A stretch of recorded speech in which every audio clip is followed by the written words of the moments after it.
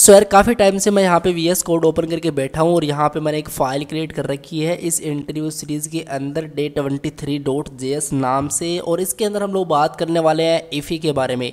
इफ़ी क्या होता है, सिंटेक्स वगैरह क्या होता है इसका, किस तरीके से इसको यूज़ किया जाना होता है। तो इस वीडियो के एंड ऑफ एंड आपको चीज़ें क्लियर हो जाएंगी। आपको इंटरव्यूअर ही पूछ सकता है तो वहाँ पर आपको एक क्लियर आइडिया होना चाहिए कि यार इफ़ी क्या होता है, इसकी फुल फॉर्म वगैरह क्या होती है। तो मैं सबसे पहले यहाँ पर लिखूँगा इफ़ी की फुल फॉर्म। आप लोग देख सकते हो इफ़ी को शॉर्ट के अंदर कुछ IFFE इस तरीके से लिखते हैं। अगर फुल फॉर्म की बात करें ना तो इमीडिएटली इन्वोक्ड फंक्शन एक्सप्रेशन, आप लोग इस तरीके से इसको बोल सकते हो, इमीडिएटली इन्वोक्ड फंक्शन एक्सप्रेशन। अब इसको थोड़ा प्रैक्टिकली समझते हैं, इसका मतलब क्या है। देखो हम लोग एक नया फंक्शन क्रिएट करते हैं, एक सिंपल सा हम लोग जावास्क्रिप्ट में बेसिक फंक्शन क्रिएट करते थे। तो हम लोग किस तरीके से करते थे, हम लोग लिखते थे यार एक फंक्शन कीवर्ड हो, ठीक है, और उसके बाद में क्या हो, उसके बाद में ऐसा हो कि हम लोग यहाँ पे लिखते फंक्शन का नाम, डेटा लिखना था, इस तरीके से कुछ भी लिख सकते हो आप पे यार वो नाम क्या देना चाहते हो आप लोग फंक्शन का। तो फंक्शन कीवर्ड, फंक्शन का नाम, उसके बाद में मुझे कोई भी चीज़ के अंदर जो भी कोड लिखना है मैं लिख सकता हूँ। जैसे मुझे console.log करवाना है, मैं लिख सकता हूँ सिंपल हेलो वर्ल्ड, ओके, और मैं इस फंक्शन को यहाँ पे कॉल करूँगा तो मेरे सामने आउटपुट आ जाएगा हेलो वर्ल्ड। मैं यहाँ पे डेटा लिखता हूँ, ओके। ओप्स, कितनी स्पेलिंग गलत हो रही है यार आज तो, ठीक है, सेव करते हैं, ओके।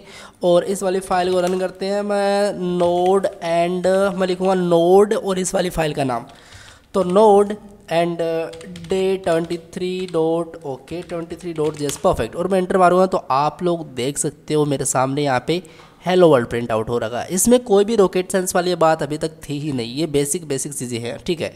अब मैं आपको बताता हूँ इफ़ी किस तरीके से लिखना होता है, ठीक है। ये तो देखो एक सिंपल सा बेसिक सा फंक्शन था, मैं यहाँ पे डाल ही देता हूँ यार बेसिक फंक्शन, ठीक है।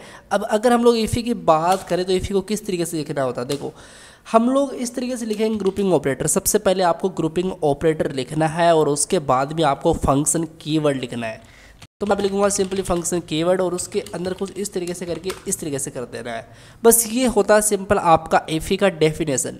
आप लोग इस तरीके से फंक्शन कीवर्ड लिखोगे, अगेन ग्रुपिंग ऑपरेटर, इसके अंदर आपको कोई पैरामीटर आर्गुमेंट सेट करने हैं तो वो आप लोग यहाँ पे डाल सकते हो। अब जैसे यार मुझे इसके अंदर कोई चीज़ प्रिंट आउट करवानी है, console.log मुझे करवाना है, मैं लिखूँगा हेलो वर्ल्ड, यही चीज़ लिख देता हूँ मैं हेलो वर्ल्ड, ठीक है। या फिर मैं कुछ और कर देता हूँ, चलो मैं हमारे चैनल का नाम लिख देता हूँ। और अभी तक आप लोगों ने सब्सक्राइब नहीं किया तो कर लेना, काफ़ी ऑसम वीडियोज़ मैं इस पर डालने वाला हूँ। और जल्द से जल्द हम लोग पाइथन सीरीज़ को भी यहाँ पे स्टार्ट करने वाले हैं, काफ़ी ब्रीफली हम लोग इसके बारे में देख रहे होंगे। तो मैं यहाँ पे डाल देता हूँ excellent code with edge a perfect, ठीक है। और मैं सेव करूँ अगर इसको और मैं इस वाली फाइल को रन करूँ अगेन, तो आप लोग देखिएगा मेरे सामने कोई आउटपुट तो आएगा भी नहीं। और आउटपुट ना आने का रीज़न ये है कि आप लोगों ने इफ़ी का ये जो फंक्शन होता है ये तो आप लोगों ने यहाँ पे डिफाइन कर दिया, लेकिन आप लोगों ने क्या नहीं किया, आप लोगों ने सिंपल इसको कॉल नहीं किया। अब कॉल किस तरीके से करना होता है, कॉल आप लोग इस तरीके से जो डेटा लिखा है ना आपने, जैसे आप लोग सिंपल फंक्शन को कॉल करते हो, ठीक है, इसके अंदर जो डेटा लिखा है ना ये आप लोग डेटा ना लिख के सिंपल इसको कंप्लीट कॉपी करो, ठीक है, इसी को बस यही करना है। और इसको कॉल करने का तरीका सिंपल यही है, इस तरीके से कर दो और सेमीकोलन दे दो लास्ट में, ठीक है, एंटर मारो और ये देखो एक्सीलेंट कोड विद एज मेरे सामने यहाँ पे प्रिंट आउट हो चुका है। तो गाइज ये चीज़ आपको कैसी लग रही है, ठीक है। अब आपको एक चीज़ बताता हूँ मैं, इसमें देखिए अगर मैं यहाँ पे, अब इसका एक खास बात ये होती है कि यार अगर आपको कोई आर्गूमेंट वगैरह पास करना तो आर्गूमेंट पे आप इसमें डाल सकते हो। जैसे मुझे यहाँ पे इसके अंदर प्रिंट आउट करवाना जाएंगे, ठीक है, तो मैं यहाँ पे इस तरीके से लिख सकता हूँ जाएंगे, ठीक है, लेकिन वो एक सिंपल सी स्ट्रिंग होगी, ठीक है।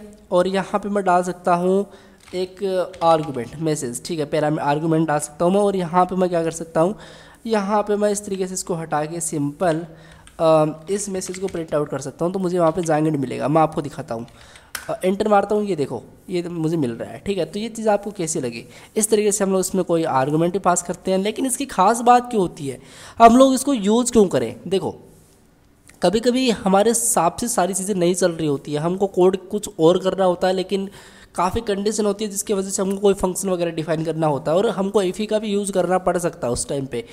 इसका मतलब ये है कि मैं एक वेरिएबल बनाऊँ, मैं यहाँ पे लिखूँ इस मैसेज को तो हटा दूँ मैं, ठीक है, और इसको भी हटा दूँ मैं, ठीक है, ओके। और मुझे आर्गुमेंट भी कोई नहीं डालना एक बार, ये तो मैंने जस्ट आपको बताने के लिए कि आप लोग इस चीज़ भी इस तरीके से भी इस चीज़ को कर सकते हो, ठीक है।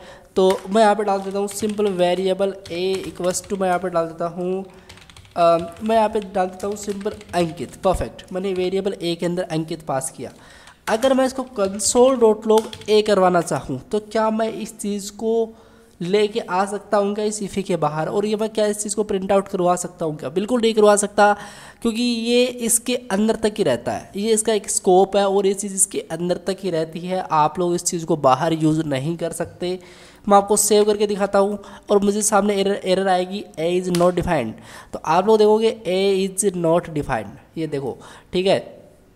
तो इसका मतलब ये है कि आप लोग इफ़ी के अंदर जो भी कोड करो, आप लोग जो भी इफ़ी के अंदर कोड करो वो इस इफ़ी के अंदर ही रहने वाला है, इस फंक्शन के अंदर तक ही रहने वाला है वो, ठीक है।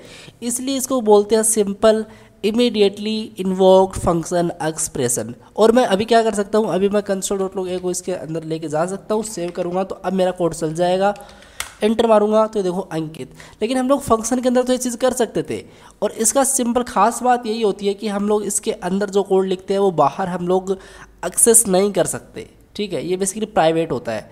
तो गाइज यही होता है आपका सिंपल सा एफी। आई होप आपको ये जो फंडा ये क्लियर हो गया होगा, और बस इतना ही है यार, इसमें ज़्यादा कुछ और चीज़ है ही नहीं, ठीक है।